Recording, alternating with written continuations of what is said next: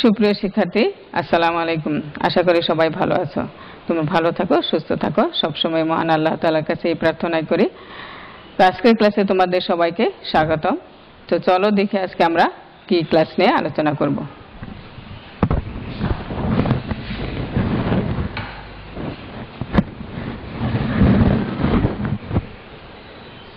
শিক্ষার্থীবৃন্দ, গত ক্লাসে আমি তোমাদের তৎসম উপসর্গ নিয়ে আলোচনা করেছিলাম, আর আজকে আমাদের আলোচনার বিষয় হচ্ছে বিদেশি উপসর্গ। তোমরা জানো যে বাংলা ভাষায় দীর্ঘকাল ধরে আরবি, ফার্সি, ইংরেজি, হিন্দি বিভিন্ন ভাষার শব্দ প্রচলিত রয়েছে, যে শব্দগুলো এখন বাংলা ভাষায় ব্যবহার হতে হতে বাংলা ভাষারই শব্দ হয়ে গেছে। তো এর কতগুলো খাঁটি উচ্চারণে, আবার কতগুলো কিছুটা বিকৃত উচ্চারণে ব্যবহৃত হয়। তো এই সঙ্গে এই বিদেশি শব্দ যেহেতু ব্যবহার হচ্ছে, বিদেশি শব্দের সঙ্গে কিন্তু কিছু উপসর্গ যুক্ত হয়ে আবার নতুন নতুন শব্দ গঠিত হয়েছে। হ্যাঁ, দীর্ঘকাল ধরে এগুলো বাংলা ভাষায় ব্যবহৃত হতে হতে এখন বাংলা ভাষারই শব্দ ভাণ্ডারকে সমৃদ্ধ করে বাংলা ভাষায় ব্যবহার হচ্ছে। আজকে আমরা এরকম বিদেশি উপসর্গ দিয়ে শব্দ গঠন নিয়ে আলোচনা করব। তো বিদেশি ভাষায় যেহেতু আরবি, ফার্সি, ইংরেজি, হিন্দি বিভিন্ন ভাষার শব্দ রয়েছে, কাজে উপসর্গ এরকম ভিন্ন ভিন্ন। যেমন কতগুলো রয়েছে ফার্সি উপসর্গ, অর্থাৎ এগুলি কিভাবে আমরা চিনব? ফার্সি শব্দের আগে যে উপসর্গ ব্যবহার হয়ে নতুন শব্দ গঠন করে সেগুলো হচ্ছে ফার্সি উপসর্গ। তো দেখো কয়েকটি ফার্সি উপসর্গ দেখা যাচ্ছে। যেমন আছে কার। কার একটি ফার্সি উপসর্গ। এখানে কারখানা, কারসাজি, এই শব্দগুলোতে কার কাজ হিসাবে ব্যবহার হয়েছে। এছাড়া কিন্তু আরো কিছু শব্দ রয়েছে, যেমন কারবার, আবার আছে কারচুপি। এই শব্দগুলো কিন্তু কার উপসর্গ যুগে গঠিত হয়েছে। এরপর রয়েছে দর বা মধ্যস্থ, বা কখনো কখনো অধীন অর্থে ব্যবহার হয়।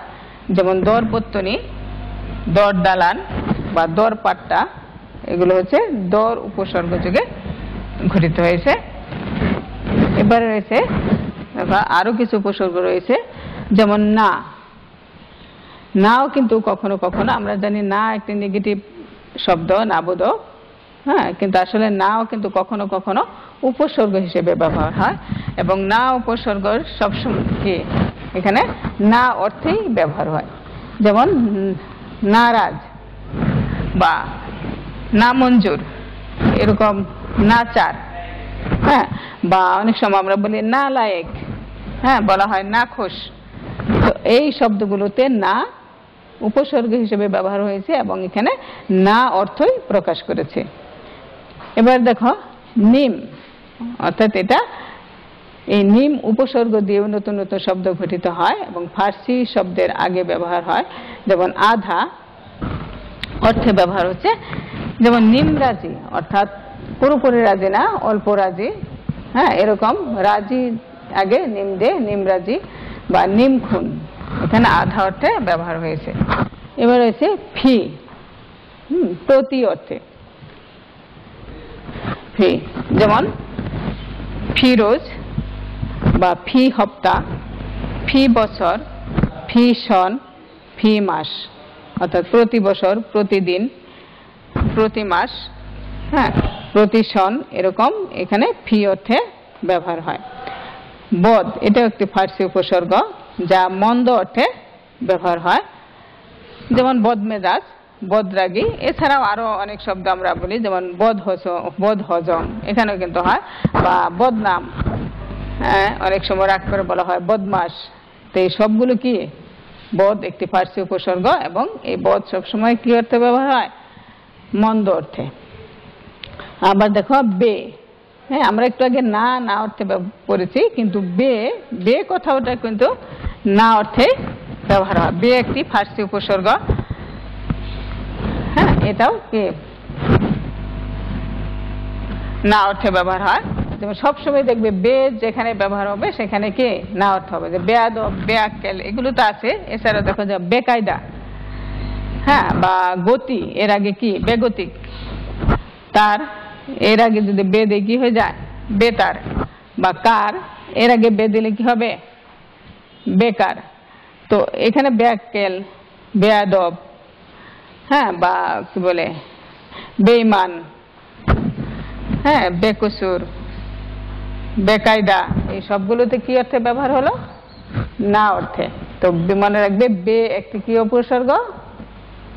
ফার্সি উপসর্গ, বিদেশি উপসর্গ মধ্যে ফার্সি উপসর্গ। এবার রয়েছে বর, হ্যাঁ, যার যেগুলো বিভিন্ন অর্থে শব্দ গঠন করে, যেমন বাইরে, কখনো বা মধ্যে, যেমন বরখাস্ত, বরদাস্ত, বরখেলাপ বা বরবাদ, এগুলো হচ্ছে বর উপসর্গ যুগে ঘটিত শব্দ। ব, এটা একটি ফার্সি উপসর্গ। এটা বিভিন্ন অর্থে ব্যবহার হয়, যেমন সহিত অর্থে বা সাথে, সঙ্গে, এরকম অর্থ হয়। যেমন বমাল বা বনাম, বকলম। এরপর রয়েছে কম, যা স্বল্প অর্থে কম, এটা একটা বিদেশি উপসর্গের মধ্যে ফার্সি উপসর্গ। এগুলোর ব্যবহার হয় স্বল্প অর্থে, যেমন কমজোর, কম বক্ত, এটা হচ্ছে কি ফার্সি উপসর্গ থেকে গঠিত শব্দ, যা অল্প বা স্বল্প অর্থে ব্যবহার হয়। এবার আমরা যাব কিছু আরবি উপসর্গ নিয়ে আলোচনা করব। আরবি উপসর্গের মধ্যে রয়েছে আম, খাস, লা, গর। দেখো, আম এই উপসর্গটি সাধারণ অর্থে ব্যবহার হয়, যেমন আম দরবার বা আম মুক্তার, হ্যাঁ, এখানে সাধারণ অর্থে ব্যবহার হয়েছে। আবার খাস এই শব্দ, এই উপসর্গটি ব্যবহার হয় বিশেষ অর্থে, যেমন মহল, এর আগে দিলে খাস মহল, খবর, এর সঙ্গে খাস খবর, হ্যাঁ, যেহেতু খাস মহল, এখানে আবার কামরা, এর আগে দিলে কি হবে? খাস, খাস কামরা। বা দরবার, এর আগে দিলে খাস দরবার। এভাবে বিশেষ অর্থে খাস উপসর্গটি ব্যবহার হয়, এবং খাস উপসর্গটি হচ্ছে কি উপসর্গ? আরবি উপসর্গ। এবার দেখো লা, এই লা উপসর্গটি হচ্ছে আরবি উপসর্গ, হ্যাঁ, এটা না অর্থে ব্যবহার হয়, যেমন লা জবাব, লা খেরাজ বা লাপাত্তা। আবার দেখো ওয়ারিস, এর সঙ্গে দিলে কি হয়? লা ওয়ারিস।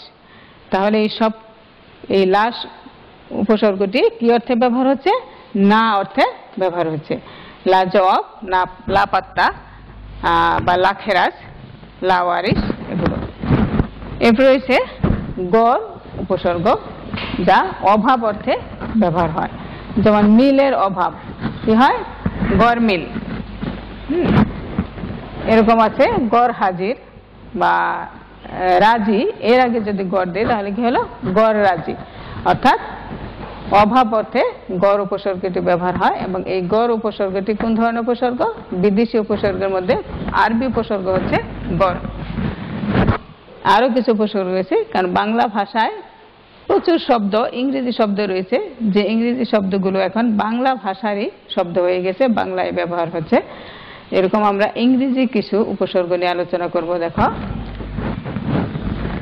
হচ্ছে ফুল, আমরা বলি ফুল শার্ট, ফুল প্যান্ট, ফুল হাতা, ফুল বাবু। অর্থাৎ এই ফুল এখানে কি অর্থে ব্যবহার হচ্ছে? পূর্ণ অর্থে। যখন ফুল উপসর্গ ব্যবহার হচ্ছে তখন এটা পূর্ণ অর্থে ব্যবহার হচ্ছে। আবার আছে হাফ, হাফও কিন্তু একটি ইংরেজি শব্দ। এই হাফ অনেক সময় কি উপসর্গ হিসেবে ব্যবহার করি, ওই যেমন হাফ শার্ট, হাফ প্যান্ট বা হাফ হাতা, হাফ স্কুল, হ্যাঁ, তখন এগুলো আধা বা অর্ধেক অর্থে ব্যবহার হচ্ছে, হাফ প্যান্ট, হাফ শার্ট, এগুলো। আবার আছে হেড, এই হেড কি অর্থে ব্যবহার হচ্ছে? প্রধান অর্থে, যেমন হেডমাস্টার, হ্যাঁ। তারপর আছে হেড অফিস, হেড পণ্ডিত, হেড মৌলবী, এই শব্দগুলি কি অর্থে ব্যবহার হচ্ছে? প্রধান অর্থে, হ্যাঁ। আবার আছে সাব, এই সাব অধীন অর্থে ব্যবহার হয় বিভিন্ন ক্ষেত্রে, যেমন সাব রেজিস্ট্রার, সাব ইন্সপেক্টর, হ্যাঁ, সাব অফিস, সাব জজ, এগুলো হচ্ছে অধীন অর্থে ব্যবহার হচ্ছে। তাহলে ফুল, হাফ, হেড, সাব, এগুলো যদি ইংরেজি শব্দের আগে ব্যবহার হয়, এই শব্দগুলো হচ্ছে ইংরেজি উপসর্গ হিসেবে ব্যবহার হচ্ছে। এছাড়া আরো বিভিন্ন ভাষার শব্দ কিন্তু প্রতিনিয়ত বাংলা ভাষায় মিশে যাচ্ছে, নতুন নতুন শব্দ তৈরি হচ্ছে। এরকম আরেকটি শব্দ হচ্ছে যেমন হর রোজ, হর হামেশা আমরা বলি। হ্যাঁ, হর এটা একটু উপসর্গ, এগুলো প্রত্যেক অর্থে ব্যবহার হয়। হর হামেশা, হর রোজ বা হর কিসিম ব্যবহার হয়, কি বলে হর মাহিনা, এগুলো বিদেশি উপসর্গের মধ্যে রয়েছে, এগুলো প্রত্যেক অর্থে ব্যবহার হয়। তো শিক্ষার্থীবৃন্দ, এরকম বাংলা ভাষায় যেহেতু বিভিন্ন ভাষার শব্দ রয়েছে এবং শব্দ গঠনের একটি প্রক্রিয়া হচ্ছে উপসর্গ, এই উপসর্গ দিয়ে কিন্তু নানাভাবে শব্দ গঠিত হয়। তো এখানে তৎসম শব্দ রয়েছে, বাংলা শব্দ রয়েছে, বিদেশি ভাষার শব্দ রয়েছে। তো এই সব শব্দের মধ্যে আবার উপসর্গ দিয়েও আবার নতুন নতুন শব্দ রয়েছে। তো এভাবে বাংলা ভাষার শব্দ ভাণ্ডার রয়েছে, সমৃদ্ধ একটি শব্দ ভাণ্ডার রয়েছে। তো আজকে আমরা আলোচনা করলাম বিদেশি উপসর্গ। আশা করি তোমরা এই বিদেশি উপসর্গটা বুঝতে পেরেছ। তো আমি দেখি যে তোমরা এগুলো একটু প্রশ্নের মাধ্যমে এগুলো মনে করতে পারো কিনা। নিম, ফি, বে, এটা কোন ধরনের উপসর্গ? নিশ্চয়ই তোমরা পারবে। এটা হচ্ছে কি বিদেশি। নিম, ফি, বে, এটা হচ্ছে কি উপসর্গ? বিদেশি উপসর্গের মধ্যে ফার্সি উপসর্গ। এরপরে লা ওয়ারিস শব্দের লা কোন ধরনের উপসর্গ, কোন প্রকার? এটা ফার্সি না আরবি না ইংরেজি? লা হচ্ছে কি উপসর্গ? আরবি উপসর্গ। দেখো, আম দরবার শব্দে আম কি অর্থে ব্যবহার হয়েছে?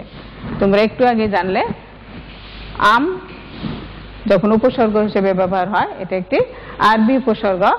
এটা ব্যবহার হয় সাধারণ অর্থে, যেমন আম দরবার, আম মুক্তার ইত্যাদি।